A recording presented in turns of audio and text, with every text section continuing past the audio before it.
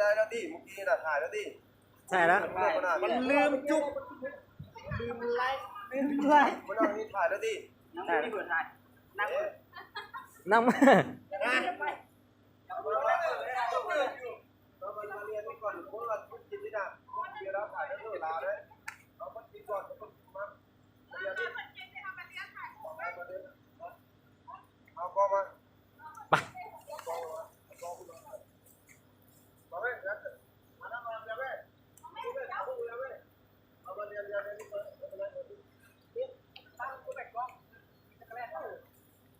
ตั้งคนเนี่ยดิตั้งเอาจะเป็นจับคนนี้ว่าข่าวเป็นบอลทิมได้ไหมคันโฮมขนาดหมอดกันไหม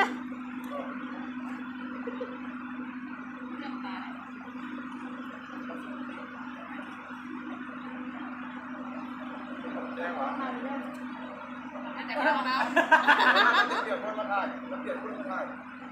มาถ่ายรูปก่อนมาถ่ายรูปกันเถอะนะมันจะถ่ายรูปเพิ่มถ่ายรูปนั่งจับกันแล้วมาได้มาชนเอาบุกกองด้วยเดี๋ยวไม่ได้หน้าไม่ได้แม่จะได้สิได้1 2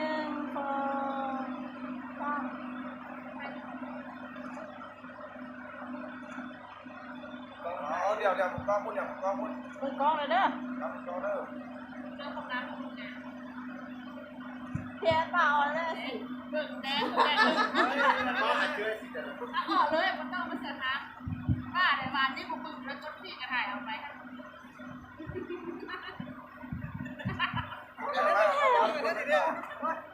โอ้ยทำอะไรกันแล้วนะเอาเส้นเท้าไปเดี๋ยวเข้ามาไหมไม่ใช่แล้วนะไอ้ไปเนี่ยมาเลยมาเลยนะโอ้ยนะไหวแล้วดิก่อนเลย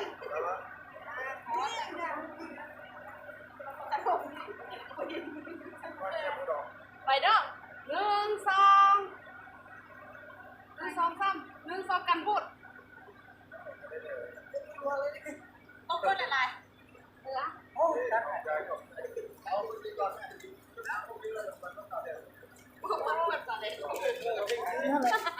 ยืนเฝ้าไว้ให้ไงตัว2 ชั่วโมงเลยเข้ามา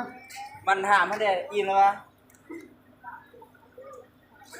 อ๋อเย้บายบาย ไปเออ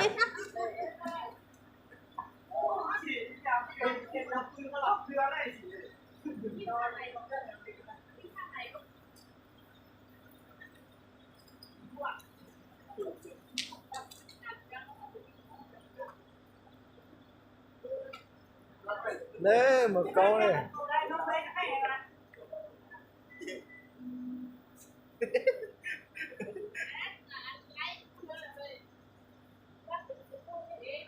กูท่าเด้อ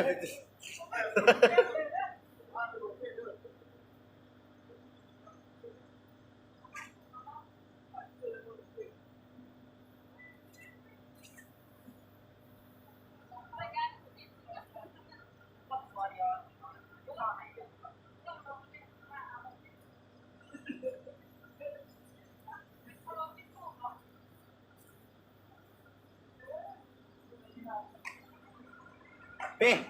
นี่น้ำมือกินได้ไหม เว้ยไม่ได้เฝ้านะนี่เป็นเนี่ยเป็นยานตัว อันนี้มันจิบมันจะแห้งมันจะเป็นกีฬา แก้เบียร์แล้วแม่เพชรแก้เพื่อนอ่ะตั้งยัน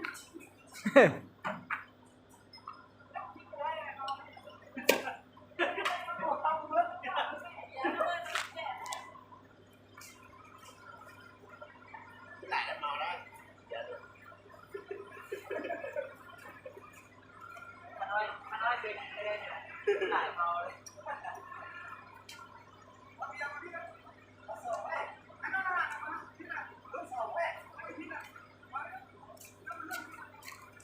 โอ้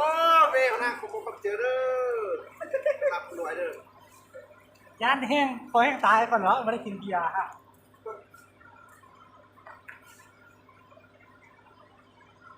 ลูกถ้าลูกนี่เหมือนปลาคุณพิษนะชอบดูกันลูกบริการที่ ครับมันกาแฟข้าวกาอาบนะ เพื่อเป็นมิตรว่ามันกังกันแล้วได้แล้วล่ะบอกม่วงแล้วผมหมาย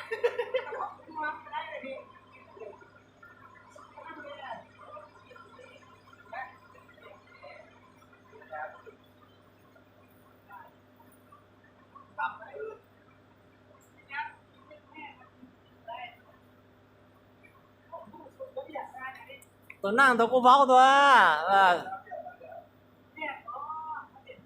โอ้ยเย่เป็นอยู่อีกแล้วนะว่าแฟนจะทักอีกนะ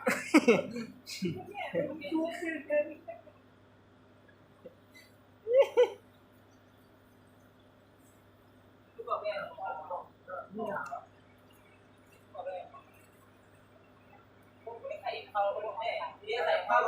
ไปเยอะจับดิ จำอยู่ในประเด็นนี้ พอจะเริ่มจับ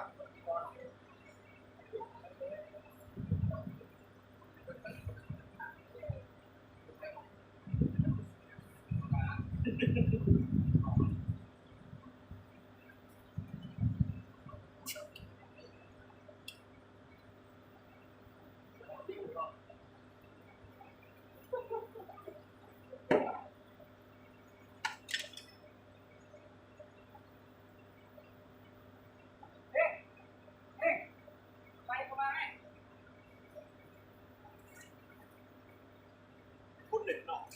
ฮะ เนาะ ฮะ เนาะ นอกกันเลย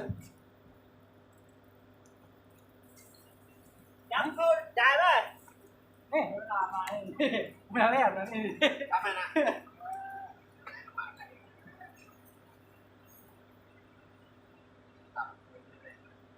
เอาได้แล้วได้ประกวดประกวดได้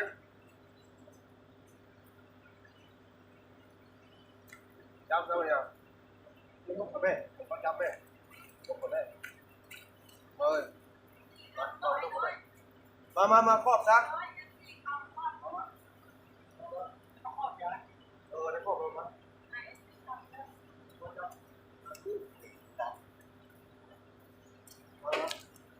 เรื่องมาครอบ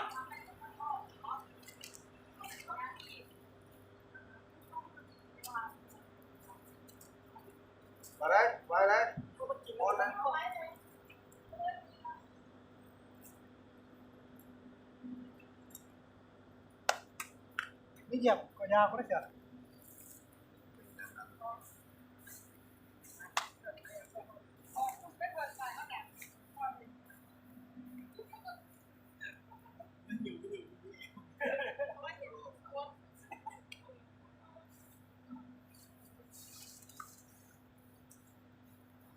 ใช่ว่าลูก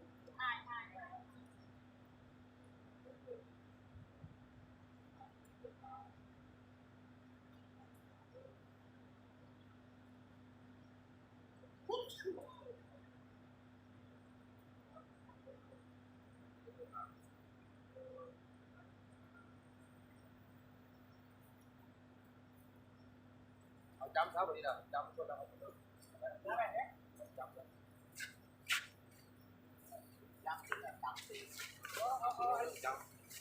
เอาดีอย่าเก็บเสือนะอันนั้นเก็บออกซะอันขนมต้นลูกพวกเขาเก็บออกเอาขนมต้นเอาขนมต้นเก็บเสือ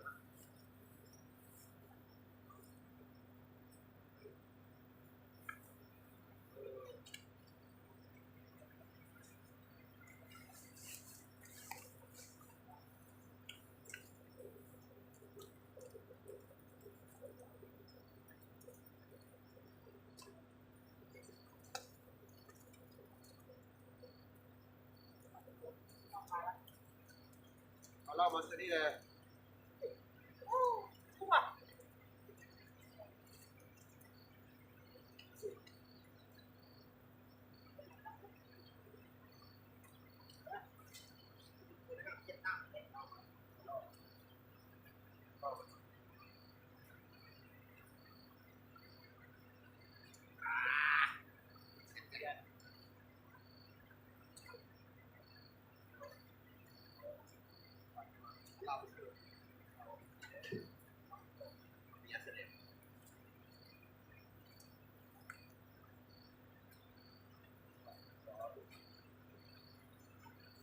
เป้าหมาย5,000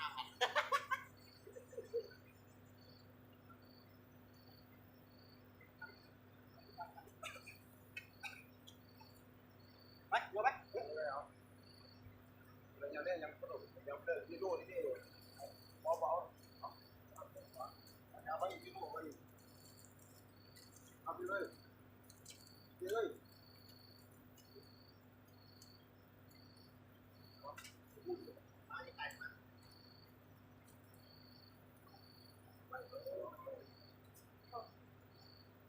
ยกไปแล้วนะที่ลุก แล้วครับ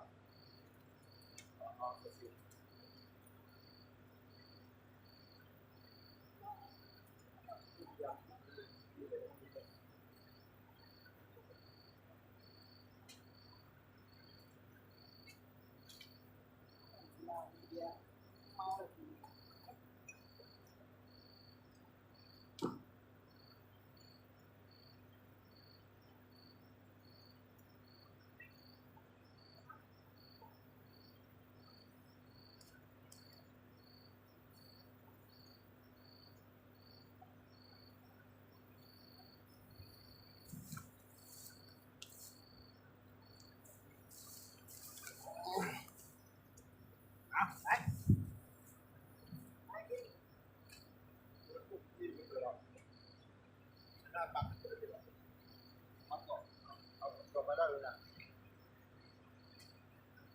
เอา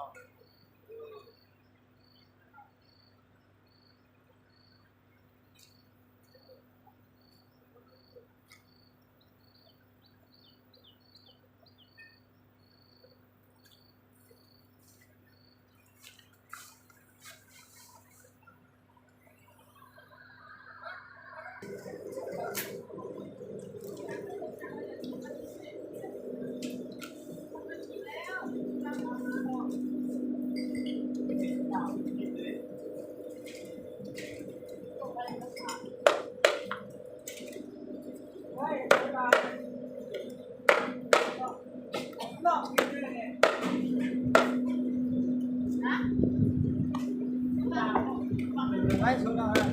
เออ